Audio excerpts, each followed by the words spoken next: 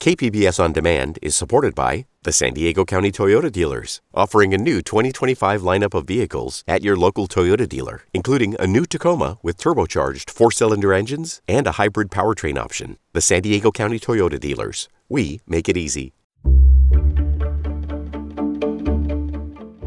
Good morning, I'm Debbie Cruz. It's Friday, August 25th. Oceanside's first homeless shelter is now open to residents. More on that next, but first, let's do the headlines.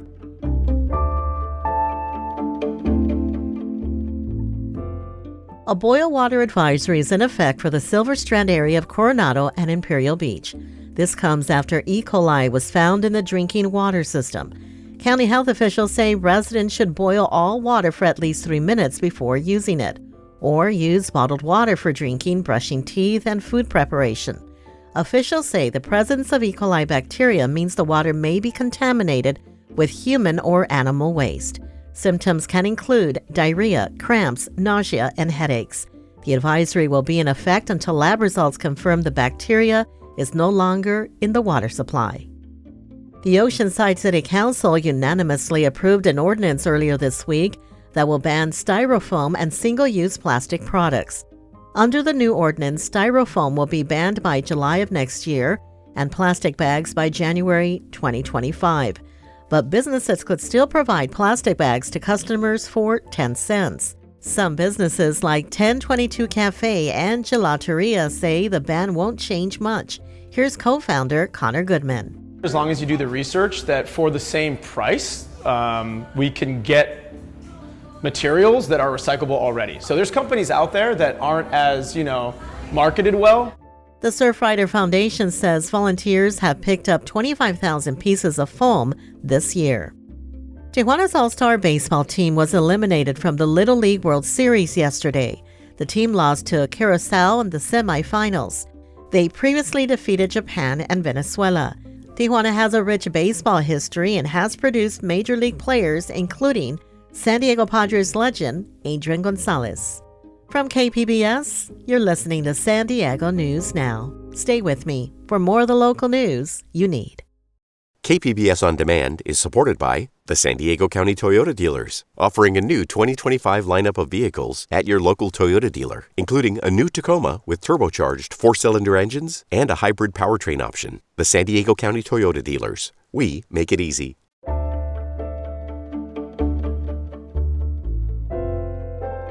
Oceanside's first homeless shelter is officially housing new residents. Reporter Jacob Ayers says the Navigation Center serves a clientele that includes single men and women, as well as families. It's been a week of people coming to San Diego Rescue Mission's new Navigation Center in North County. So far, it's housing about 15 residents. There's space for 50. The site is not a walk-up facility. People will be referred to the center for 30-day stays, says Donnie D., CEO of the Rescue Mission, which runs the shelter. And so last Thursday, we started admitting guests, is what we call them, right from the streets, either the Oceanside Police Department dropping them off or they're coming from our shower trailer outreach unit. D says they welcome all people. There is no faith-based component required at the Oceanside shelter. Jacob Ayer, KPBS News. A San Diego-based developer wants to convert the city-owned office building at 101 Ash Street into affordable housing. Metro reporter Andrew Bowen has the story. Revan Capital was the only firm to show interest in the city's call for pitches on building housing in its civic core. 101 Ash has a troubled history. The city overpaid for the downtown high-rise in 2016. It then botched renovations and discovered the city's own broker had also been working for the building's seller. But Stephen Russell of the nonprofit San Diego Housing Federation says despite all the scandals, affordable housing would be a great reuse. It is actually an extraordinary building with great bones and is representative of a very particular era in San Diego's history in the mid-'60s when we were really striving to be something more. The city will soon start a 90-day negotiating period with the firm to see if it can strike a deal. Andrew Bowen, KPBS News.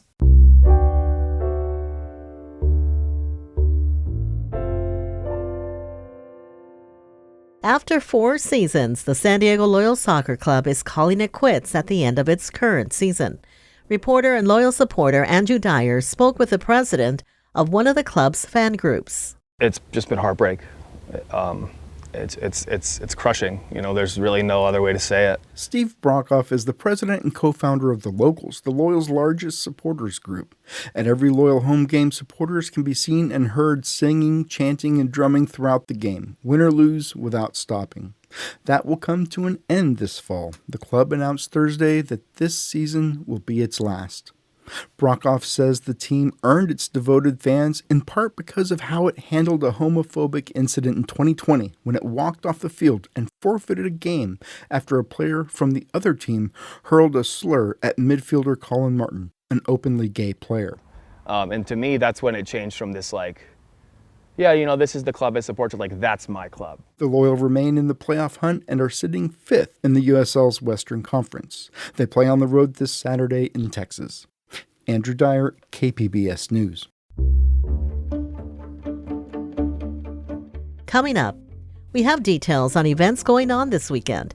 We'll have that and more just after the break.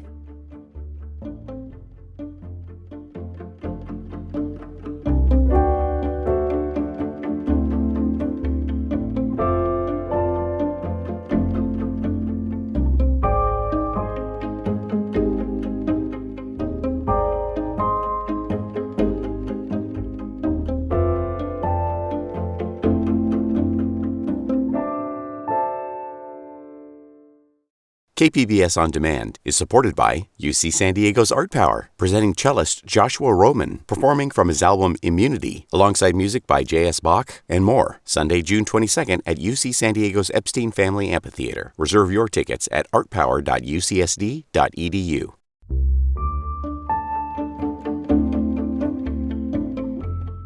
"15 years ago, La Jolla Playhouse commissioned a new musical about Gonzo journalist Hunter S. Thompson. Next week, it finally has its world premiere and proves to be as relevant as ever. Arts reporter Beth Accomando goes behind the scenes of the entitled unauthorized Hunter S. Thompson musical to find out if the pop icon would approve of the show. Joe Iconis' first memory of Hunter S. Thompson was going as a teenager to see the film Fear and Loathing in Las Vegas. We were somewhere around Barstow, on the edge of the desert, when the drugs began to take hold. That film and Johnny Depp's performance got Iconis hooked on Hunter S. Thompson as a notorious pop culture figure.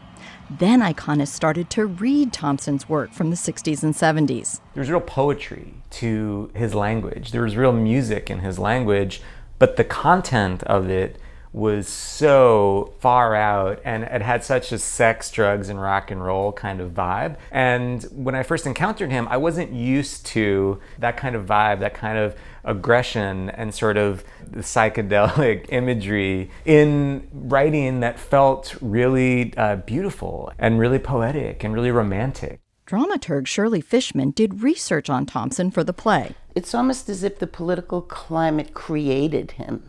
It was like a kismet that happened. And then because of his moral fiber and his ability to describe his own feelings about what he was observing, as an everyday reader, when you read something in the newspaper, you go, yeah, that's right. But with Hunter, it's like, damn, that's right. That's how I feel, because the writing is so visceral. Thompson's often credited as the father of gonzo journalism and telling the truth in a personal or subjective way. At the time that he created it, it felt really groundbreaking, and it felt like something that was really in the hands of liberal thinkers. It felt like it was something that was in the hands of people who were challenging the establishment. I both love Hunter S. Thompson, and there's days when I get mad at him for having been one of the forerunners of some of the disinterest in truth or objective truth that I think we're living through right now. That's Christopher Ashley. 15 years ago, as the new artistic director of the La Jolla Playhouse, he commissioned Iconis to write a Thompson musical. I was really passionate about telling Hunter S. Thompson's story in a way that did not try to sugarcoat anything in his life. And I thought, it feels so in his spirit to make a musical about him that honors his complexity and allows him to do things that are ugly and problematic, and then leaves it to the audience to decide, was this guy worth it? Angry, uncommonly infatuated with literature, and easily distracted in a way that was later helped greatly by Dexedrine. Gabriel Ebert plays Thompson. He sees the play as being about a writer's struggle to do something to shake up the status quo. Hunter's belief that good art that you care about, could at its best change the world, but even if it's not able to change the world, it could make the world a safer place for the people in it who feel lost and alone. Iconis agrees. At the center of all of these mad ramblings, I think, was someone who cared deeply about people who feel othered, people who feel like misfits, people who don't have any place to belong. And he was trying to make a space for them. I was a disruptor from birth. Since Thompson was a lifelong disruptor, I had to ask Iconis, what would the gonzo writer think about being the main subject of a musical? I think he would hate it. I have every reason to believe Hunter S. Thompson was not a man who enjoyed a show tune. But maybe Thompson would appreciate that kind of honesty, says Ebert. I would hope that he'd like the words. He loved words. Words were his jazz. Words were his music. And Joe is not frivolous with his words. And Joe gets the laughs in a way that I think Hunter would appreciate. Joe tells the truth in a way that I think Hunter would appreciate. And Joe also lies in a way that I think Hunter would appreciate. And he'd at least see, a glimmer of himself in there and be tickled by it. And Iconis does think Thompson would appreciate the themes. This show desperately wants to feel like it's making a place for people who don't often get a place made for them in the world and in musical theater specifically. And I think he'd like the puppets. Puppets are great. The untitled, unauthorized Hunter S. Thompson musical promises to be everything you love, as well as everything you might hate about the man and the myth, all rolled up into one heady trip. The end. Beth Accomando, KPBS News.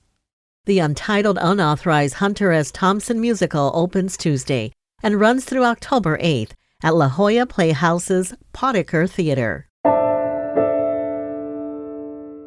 And before you go, arts editor and producer Julia Dixon Evans has some suggestions for arts events to check out this weekend. She shares the details with my colleague Jade Heinman. Julia, let's talk about visual art. What's on your radar right now? So at the Downtown Library, in their 9th floor art gallery, they've just opened a new exhibit. It's called Waiting Room, and it's a group show and features artists who are working in craft genres. So like woodwork, glass, metalwork, fiber art, and things like that. It's about the intersection of craft and art with mental health and well-being. So the Waiting Room is a nod to that. It's a really thoughtful and diverse exhibit. There's lots of different types of art, and it's stunning. And it's all on view through mid-October. La Jolla Music Society's Summerfest is wrapping up. What can you tell us about the final weekend of shows? So one concert that has caught my attention is called Unsilenced Voices, and it's Friday night, and it's their next to last show of Summerfest. And this is going to be a collection of music by composers who were somehow silenced or oppressed in their lifetimes. Some of them are still living too. Maybe there were women like Fanny Mendelssohn, who was overshadowed by her famous brother Felix, or sometimes by a political regime. And I talked to Enon Barnaton, who is Summerfest's music director, a little bit more about this.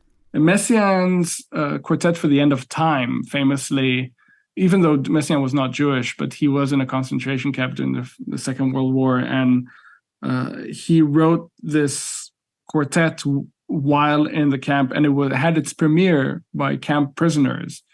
And we'll hear one of the movements from that piece, the clarinet, the solo clarinet movement.